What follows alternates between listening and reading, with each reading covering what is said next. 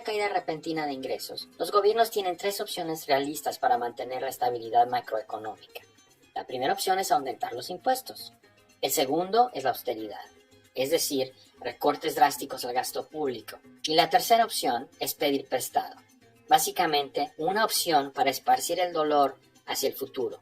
El problema fue que a finales de la década de 1980, el país estaba en un doble aprieto. Venezuela ya había estado pidiendo prestado a una tasa imprudente, principalmente porque pensaba que los buenos tiempos continuarían, de modo que pensaron, ¿por qué no tener algo del dinero que recibirían mañana, hoy?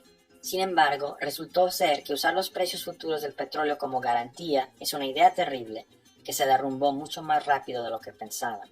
Por lo tanto, las únicas opciones realistas que tenía el gobierno eran dos: la austeridad o un aumento de impuestos. Sobre todo porque en la medida en que pudieran pedir dinero prestado sería del FMI, cuyas políticas neoliberales exigían austeridad.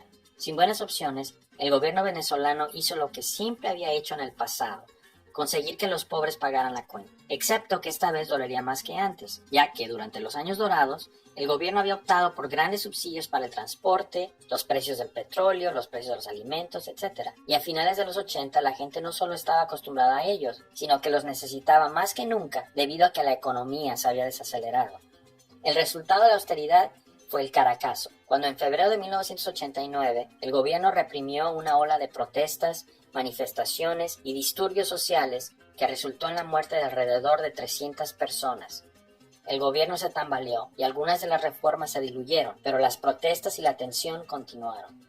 Hugo Chávez salió al rescate, o al menos así lo imaginó. Su método fue una táctica común en la política venezolana: un golpe militar. Bueno, dos. El primero se dio a cabo en febrero de 1992, pero fue un total fracaso. Sin embargo, el gobierno cometió un error clave. Le pidió a Hugo Chávez que le pidiera a sus compañeros que depusieran las armas. Chávez lo hizo y cautivó al público venezolano. Aquí estaba un pardo, alguien que parecía pertenecer de verdad a las masas, luchando contra el tan odiado presidente Carlos Andrés Pérez. Pero además dijo algo clave. Compañeros, lamentablemente, por ahora, los objetivos que nos planteamos no fueron logrados en la ciudad capital. Es decir, nosotros acá en Caracas no logramos controlar el poder. En otras palabras, no estaba dispuesto a darse por vencido solo porque había fallado, y no lo hizo. A pesar de que estaba preso, ordenó un segundo intento que intentó sacarlo de la cárcel. El segundo también fracasó, pero generó mucha inestabilidad política. Poco después dejó el poder Carlos Andrés Pérez, esta vez no por medios extraconstitucionales, sino por un juicio político como resultado del mal uso de los fondos públicos. Su sucesor, Rafael Caldera, que buscaba calmar el descontento de los sectores militares, prometió durante las elecciones de 1994 que desestimaría los cargos legales contra quienes habían participado en los dos intentos de golpe de 1992, y fue justo lo que hizo cuando asumió la presidencia. Posteriormente, Hugo Chávez diría que tuvieron la osadía de fundar un movimiento dentro de las filas del Ejército Nacional de Venezuela porque estaban hastiados de tanta corrupción. Fue algo con lo que muchos venezolanos estuvieron de acuerdo, y el gobierno de los años posteriores a 1992 no hizo mucho para hacerlos cambiar de opinión. En esos años hubo una crisis bancaria que comenzó cuando se derrumbó el segundo banco más grande del país, Banco Latino, y que luego se transformó en una crisis financiera que acabó con decenas de miles de pequeñas empresas. La inflación se aceleró y el gobierno pronto amplió algunas de las políticas que habían provocado el Caracazo. Chávez, ahora libre, culpó de todo esto a lo que llamó la partidocracia. Tenemos mucho petróleo, dijo, y si la gente está sufriendo es por sistema político corrupto que solo piensa en sí mismo. Ni tan equivocado estaba, o al menos eso fue lo que pensaron los venezolanos. En 1998, cuando tuvieron la oportunidad de deshacerse de los viejos partidos, lo hicieron. Hugo Chávez ganó las elecciones por 16 puntos. Su gobierno trajo un aparente alivio económico. La inflación se redujo, el PIB comenzó a crecer nuevamente, y Chávez no usó la retórica anticapitalista que usaría en años posteriores. De hecho, hasta tomó la iniciativa de ir a la Bolsa de Valores de Nueva York para alentar a la gente a invertir en Venezuela. Lo que sí hizo, que comenzó a alarmar a algunos sectores de Venezuela, fue el desmantelamiento sistemático de la estructura institucional del régimen anterior. La forma más obvia en que lo hizo fue utilizando su poder y popularidad para pedir una nueva constitución que fue rápidamente ratificada y abrumadoramente apoyada por el público. Eso es fácil de entender. La personalidad política de Chávez estaba basada en el rechazo al sistema anterior. Por lo tanto, el público no vio mucho peligro en su llamado a nuevos poderes, y en la nueva constitución los consiguió. Se ampliaron los mandatos presidenciales, se permitió la reelección, se otorgó el poder de decreto ejecutivo, se rehizo el poder judicial, el presidente obtuvo el poder de disolver el Congreso. El hecho de que la élite y los trabajadores del gobierno eran los que se oponían al proyecto solo convenció aún más al público que Chávez estaba realmente luchando por los pobres. Eso pareció volverse más claro después del 2002, cuando un golpe respaldado por Estados Unidos casi logró derrocarlo. Una vez que Chávez recuperó el control, persiguió a todos los que habían mostrado algún apoyo al golpe, a veces ilegalmente. Para sus seguidores, eso fue la confirmación de que él era un verdadero guerrero que nunca dejaría que la vieja corrupción regresara. Para el resto, fue una prueba más de que Chávez estaba en camino de convertirse en un dictador, si es que no lo era ya. Venezuela se polarizó más y más. De repente, todos los aspectos políticos del país giraban en torno a la figura de Chávez, quien a su vez aseguraba estar haciendo todo como discípulo de Simón Bolívar. Pero entonces, ¿qué tipo de récord tuvo? Bueno, sí redujo drásticamente la pobreza extrema. Creció el Producto Interno Bruto. La tasa de desempleo se redujo a más de la mitad después de 2003. Para las masas, ciertamente parecía que Chávez estaba cumpliendo sus promesas. El hecho de que algunos venezolanos más ricos se fueran del país se los confirmó. El problema era que gran parte de ello no fue impulsado por las astutas políticas económicas de Chávez, sino por el viejo amigo de Venezuela, el aumento de los precios del petróleo. A medida que subían más y más, las decisiones más difíciles del gobierno eran qué hacer con tanto dinero inesperado. Sin embargo, la suerte del régimen no pudo durar mucho y la economía comenzó a flaquear en los últimos días de Chávez. En 2009, los precios del petróleo cayeron, pero se recuperaron rápidamente.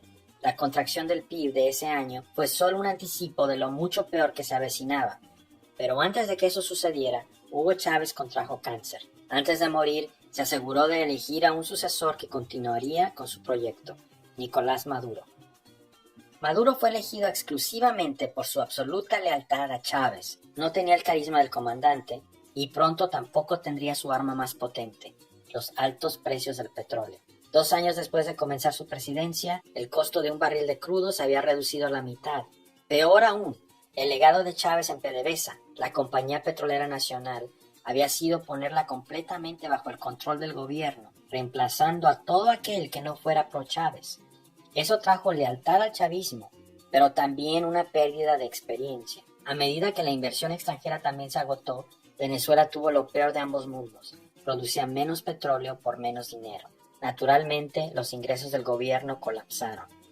Así, después de 30 años, Venezuela regresó a los años previos al Caracazo, excepto con una economía aún más dependiente del petróleo. Ante casi exactamente las mismas terribles opciones que había tenido Carlos Andrés Pérez, esta vez Maduro no optó por ninguna de ellas, sino por una mucho peor: imprimir dinero. Normalmente los gobiernos intentan evitar esa opción porque pueden crear hiperinflación. Pero Maduro apostó por ello porque pensó que la inflación sería temporal, los precios del petróleo se recuperarían y con ello la economía. El error de cálculo fue catastrófico porque el boom del petróleo no volvió y pronto Venezuela quedó atrapada en un episodio de hiperinflación. 4 años después, el país estaba experimentando una inflación cercana a los 2 millones%. Hay que imaginar lo que sería vivir en un lugar así. Si 4 años antes alguien hubiese tenido 1,5 millones de bolívares en el banco, ahora ese dinero valdría menos de 1. Eso significa que cualquier persona con un salario fijo pronto estaría ganando un salario de miseria. Los jubilados, los que ganasen salario mínimo, cualquier tipo de empleado del gobierno. También significaría que cualquiera que tuviera acceso a dólares podría aprovechar la situación para enriquecerse. También significaría que cualquiera que tuviera acceso a dólares podría aprovechar la situación para enriquecerse. Las distorsiones económicas fueron profundas. Esto más que nada es lo que ha provocado el colapso venezolano. En 4 años el país había perdido más de la mitad de su PIB. Millones de venezolanos se fueron, desesperados por dejar atrás la catástrofe. Esto sucedió en particular porque había poco que se pudiera hacer para cambiar las cosas dentro de Venezuela. La forma en que el chavismo ha mantenido su control sobre el país es con un control de hierro sobre el ejército y sobre las instituciones, sobre todo las electorales. De modo que cuando ha habido movilización masiva en contra del régimen, como sucedió en abril y mayo de 2014, fue brutalmente reprimida y hubo pocas consecuencias. Y cuando hubo elecciones en 2015, donde la oposición consiguió una cómoda mayoría de 2/3 en la Asamblea Nacional, la Corte Suprema, controlada por el gobierno chavista, en 2017 simplemente la disolvió. Y finalmente, cuando la oposición propuso un referéndum para destituir a Maduro en 2016, que fue respaldado por 7.5 millones de votantes, 1.2 millones más que la cantidad de votos que supuestamente recibió Maduro en las fraudulentas elecciones de 2018, el referéndum fue bloqueado por la autoridad electoral y las manifestaciones masivas a su favor también brutalmente reprimidas, dejando más de 150 personas muertas. La oposición trató de mantener la presión en contra de Maduro y cuando su primer periodo terminó en 2019, la Asamblea Nacional, que ya no tenía poder, pero aún se consideraba legítima, declaró que dado el fraude, había una vacante en la presidencia y por lo tanto nombró a Juan Guaidó como el nuevo presidente.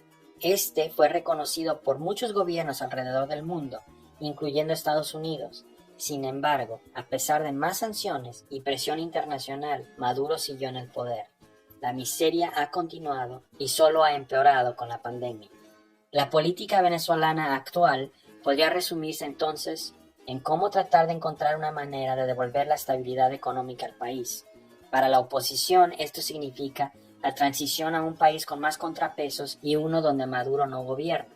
Para Maduro eso significa permanecer en el poder pero sin sanciones estadounidenses y con capitalización externa. Mientras tanto, la inflación ha retrocedido desde su punto máximo, pero los venezolanos continúan saliendo por miles todos los días. A partir de ahora, parece que en el futuro inmediato el chavismo está aquí para quedarse, pero también el desastre económico que ha afectado al país.